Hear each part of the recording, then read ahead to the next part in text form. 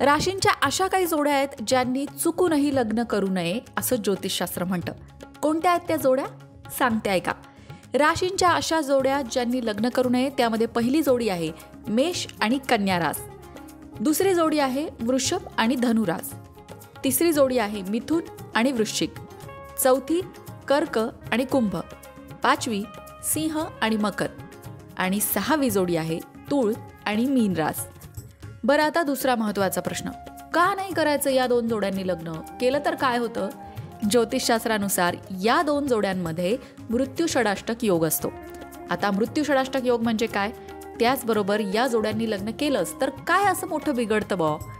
लग्न झालंय आणि मग लक्षात आलं की अरे आमच्या या दोन जोड्यांमध्ये तर मृत्यू षडाष्टक योग आहे, मग आता काय करायचं?